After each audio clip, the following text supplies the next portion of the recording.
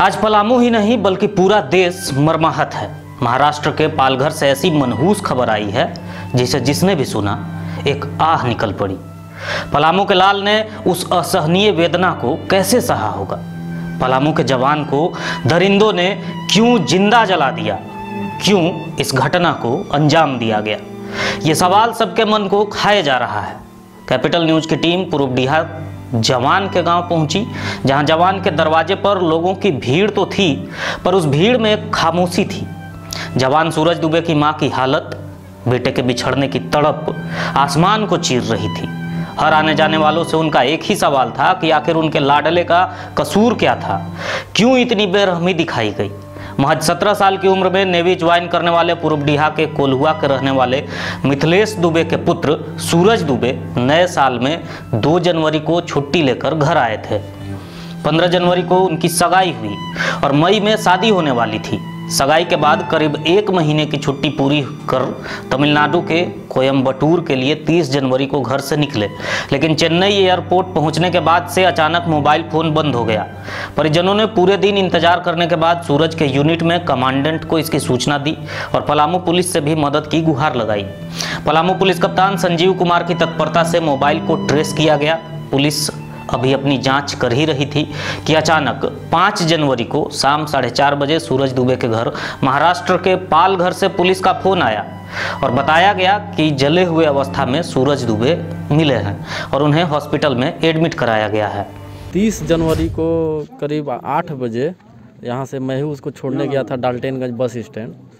तो यहाँ से 9 बजे करीब डाल्टनगंज बस पकड़ा रांची के लिए, और रांची में 4:15 बजे उसका हैदराबाद के लिए फ़्लाइट था। तो रांची में उसे संपर्क नहीं हो पाई थी। हैदराबाद में मम्मी के नंबर पे वो 6:46 पे फ़ोन किया तो बात हुई कि हम यहाँ पे मैं पहुँच गया हूँ, यहाँ से कुछ देर के बाद चेन्नई के लिए फ़्लाइट है। तो फिर रात में उसे संपर्क नहीं हो पाई और सुबह में उसके अगले दिन 31 तारीख को 6 बजे से ही, मतलब पापा जब 6 बजे पहला बार उसके मोबाइल पे फ़ोन किए तो मोबाइल ऑफ बताया और दिन भर मतलब फ़ोन करते रहे लेकिन वो ऑफ ही बताया।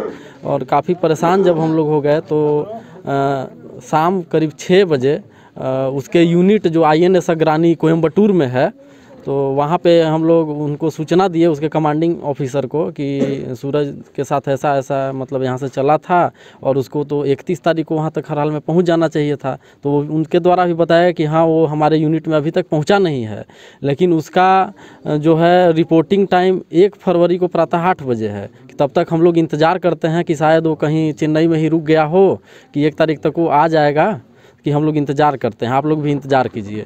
लेकिन जब 1 फरवरी को भी जो प्रातः 8 बजे वो वहाँ अपने यूनिट में नहीं पहुँचा और हम लोग जब सूचना लिए तो बताया कि अभी तक यहाँ पे नहीं आया है। तो 1 फरवरी को हम लोग चैनपुर थाना में जाकर सूरज का गुमशुदगी का रिपोर्ट दर्ज किए और उसी दिन SP ऑफिस में जाकर जो वाक़या था बताए। तो वहाँ भी CDR जो निकाला गया IT सेल वालों के द्वारा, उसका लास्ट लोकेशन चेन्नई एयरपोर्ट 30 जनवरी के रात 10:12 पे बताया। उसके बाद से कोई अता पता उसका नहीं चला और अचानक 5 तारीख को करीब 4 बजे शाम में पालघर बोले कि पालघर, मैं पुलिस बोल रहा हूँ पालघर थाने से, कि सूरज दुबे आपका कौन है? तो मैं ही बात कर रहा था, मैं बोला कि मैं उनका बड़ा भाई बोल रहा हूँ। तो वो हमें जख्मी हालत में मिला है और वो कुछ बोलने का स्थिति में है नहीं है, उसी ने मम्मी का नंबर दिया है। तो मैं आपसे संपर्क कर रहा हूँ कि वो हमें मिला है और वो जख्मी हालत में है, उसका इलाज के लिए हम लोग भेज रहे हैं कि कोई गार्जियन है तो भेजिए।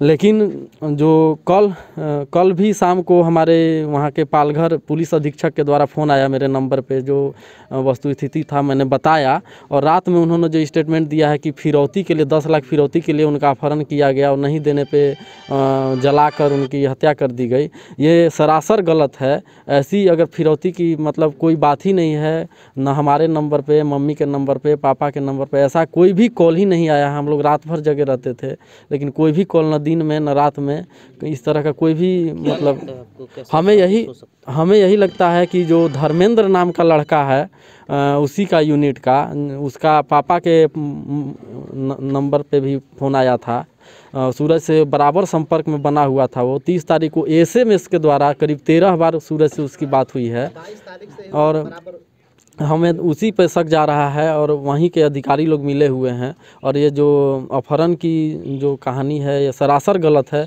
और मैं प्रशासन से यही मांग करता हूं कि उसे न्याय मिले, उसे शहीद का दर्जा मिले और CBI जांच हो। इलाज के दौरान पलामू का सूरज अस्त हो गया। जिस घर में खुशियां आने वाली थी उस घर में दुख का पहाड़ टूट पड़ा। वर्षों से कच्चे मकान में रह रहे अपने परिवार को खुशियां देने के लिए सूरज ने नया घर बनाया था।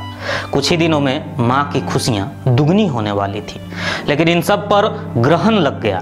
परिवार वालों ने सूरज के यूनिट के ही एक साथी धर्मेंद्र पर शक जाहिर किया है। और यहाँ पे सिर्फ धर्मेंद्र नाम का लड़का का ही निकलने के बाद तुरंत उसके पिताजी के नाम पर फ़ोन आया है कि भाई सूरज निकला, कहाँ है, बात कराई। तो बोले कि नहीं, सूरज तो निकल चुका है, लेकिन आप कौन हैं कि जो सूरज, मेरा नंबर कैसे आपके पास आया? तो नहीं, यहाँ विभाग से हम लिए हुए हैं। हम सारे लोगों का मानना है कि वो ऐसा राज मांगना चाह रहा था अंतर्राष्ट्रीय कोई गिरोह हो कि जो राज जान दे दिया है लड़का, लेकिन राज नहीं दिया देश के लिए। उसको शहीद का दर्जा मिलना चाहिए। जब देश का जवान ही सुरक्षित नहीं है तो फिर देश का सुरक्षा क्या होगा? सूरज के साथियों को यकीन नहीं हो रहा था कि अब उनके बीच उनका साथी नहीं रहा। उनके साथियों की माने तो किसी बड़ी साजिश के तहत इस घटना को अंजाम दिया गया है।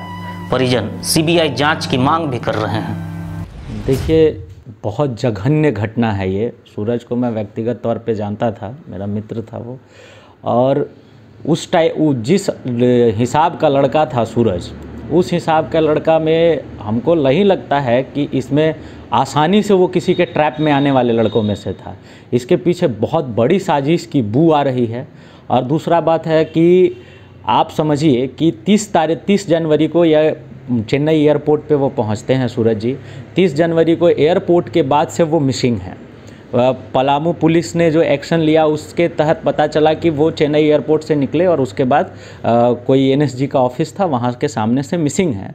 अब इसमें ये है कि 5 दिनों का अंतराल था, बीच में 5-6 दिनों का अंतराल था। 5 से 6 दिनों के बाद चेन्नई से लड़का मिसिंग है और उसकी डेड बॉडी बर्न स्थिति में पालघर में मिलती है।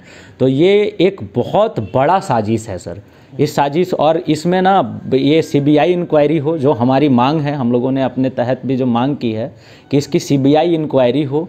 ये लड़का नौकरी ज्वाइन करने जा रहा था, इनको शहीद का दर्जा प्राप्त हो, और जो भी इसके पीछे इतनी बर्बरता से जो जघन्य घटना को जिसने अंजाम दिया है वो सामने आए, पूरा उद्भेदन होना चाहिए। बहुत ही अच्छा व्यवहार था।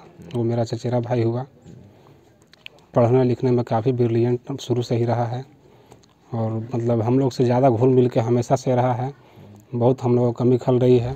सूरज दुबे हमारा दोस्त था, क्लास साथी था। हम लोग बचपन से ही साथ में ज्ञान निकेतन में पढ़ रहे थे। बहुत ही मेधावी दोस्त था, बहुत ही सरल स्वभाव के था। पढ़ने में जिस टाइम वो पढ़ाई कर रहा था, मतलब गांव में टॉप, और उसके सामने इंटेलिजेंट कोई नहीं था। बहुत बड़ा क्षति हुआ है, हमारे गांव के लिए बहुत बड़ा जो है दुर्घटना है। हालांकि अभी तक पुलिस जांच पर गौर करें तो महाराष्ट्र पुलिस के द्वारा बताया जा रहा है कि नेवी के जवान को अगवा कर 10 लाख रुपए मांगा जा रहा था। पुलिस जवान के बैंक अकाउंट समेत अन्य कई बिंदुओं पर जांच की जा रही है। वहीं परिजन फिरौती की मांग से साफ इनकार कर रहे हैं और इसे बड़ी साजिश बता रहे हैं। इधर पलामू में घटना के विरोध में कैंडल मार्च निकाला जा रहा है और एक स्वर से पूरे मामले की CBI जांच की मांग की जा रही है।